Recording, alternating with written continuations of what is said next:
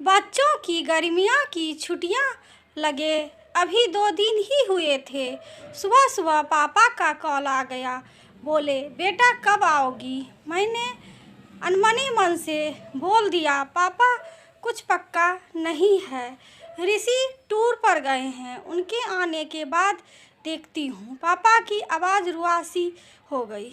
बोले, बेटा तुम्हारी माँ नहीं है तो क्या हुआ? तुम्हारा मायका तो है और मैं तो हूँ।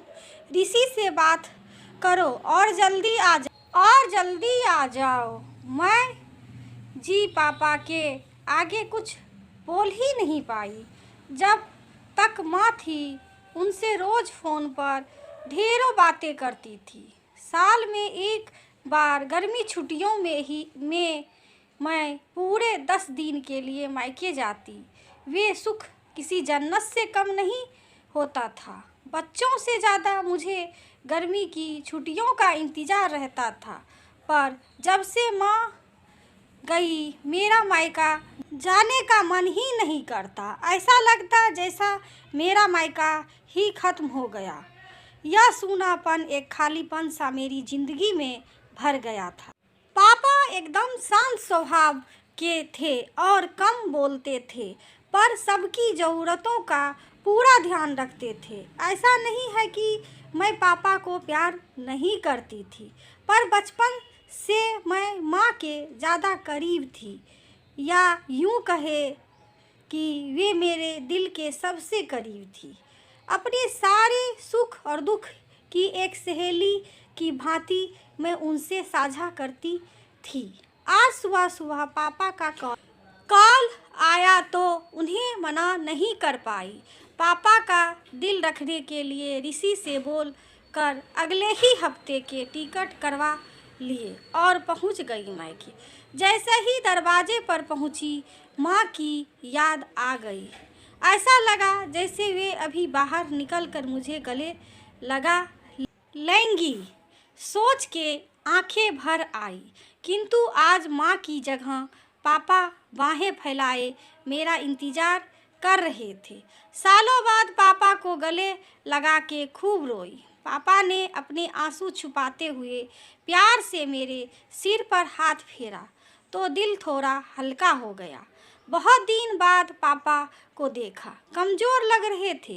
वैसे तो भाई भाभी और पापा सभी मेरा बहुत ध्यान रख रहे थे। बच्चे तो अपने खेल मस्ती में व्यस्त हो गए थे, पर ना जाने क्यों मेरी नज़रें हर पल जैसे माँ को ही ढूंढ रही थी। आज फिर पापा पहले की तरह रोज़ खाने के बाद मेरी मन पसंदीदा मटका कुल्फ़ी लाना नहीं भूलते थे।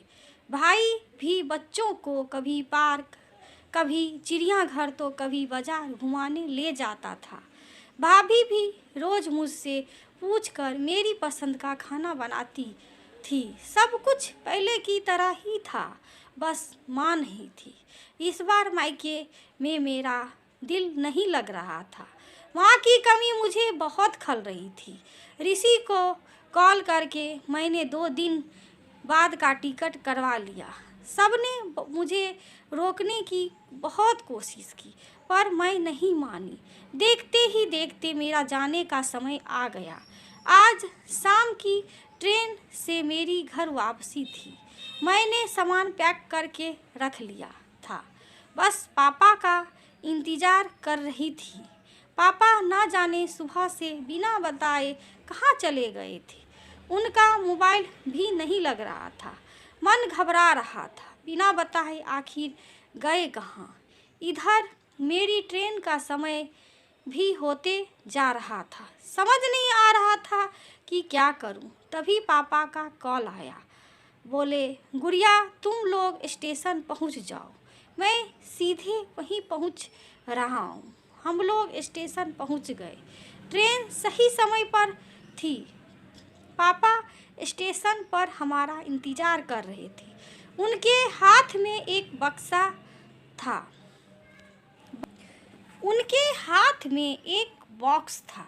उन्होंने मुझे देते हुए गले लगाया और बोले, इसे ही ले लेने गया था। इसलिए देर हो गई, संभाल के रखो। मैंने आश्चर्यचकित होते हुए पूछा, इसमें क्या है पापा? की आंख भर आई। अपने आंसू पोंछते हुए बोले, तुम्हारी माँ का प्यार। कुछ समझती तभी ट्रेन आ गई। हमें ट्रेन में बैठ बैठ के पापा और भाई ने विदा कर दिया। मेरी नज़रों से ओझल होने तक पापा वहीं खड़े हाथ हिलाते रहे। मैं भी एक टक न जाने कब तक बाहर खिड़कियों से उन लोगों को निहारती रही। तभी बेटे ने आवाज़ दी और मेरे हाथों में एक चिट्ठी थमाते हुए कहा, मम्मी, नाना जी ने यह आपके लिए दिया है। मैंने तुरंत चिट्ठी खोली। मेरी प्यारी गुड़िया रानी, सदा खुश रहो। जब तक तुम्हारी माँ थी, तुम्हारी हर छोटी बड़ी बात का ख्याल वही रखती थी।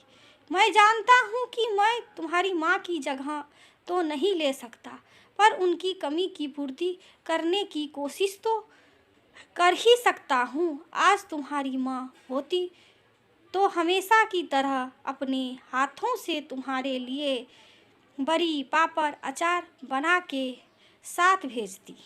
माँ के हाथ का तो नहीं, पर उनके स्वाद जैसा सब सामान एक दुकानदार से बनवाने की कोशिश की है। उम्मीद है तुम्हें पसंद आएगा। और हाँ बेटा, माँ नहीं है तो क्या हुआ, तुम्हारा मायका और हम तो है ना। पहले की ही तरह तुम्हारा इंतज़ार रहेगा। ढेर सारा प्यार और आशीर्वाद के साथ, तुम्हारे पापा। पत्र पढ़ते पढ़ते मेरी आँखों से अश्रुधारा बहने लगी। साहस मेरे मुंह से निकला, आई लव यू पापा। बात छोटी सी थी, पर उसमें यथार्थ प्यार समाहित था। ये सिर्फ मैं ही महसूस कर सकती थी।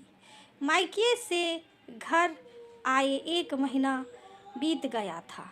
अब पापा से रोज़ एक बार कॉल करके मम्मी की तरह घंटों बातें करती थी। दोस्तों, ये कहानी आप सभी को कैसी लगी? यदि अच्छी लगी हो तो लाइक करिए, सब्सक्राइब करिए, शेयर करिए। वीडियो देखने के लिए आप सभी दोस्तों का धन्यवाद। Thank you.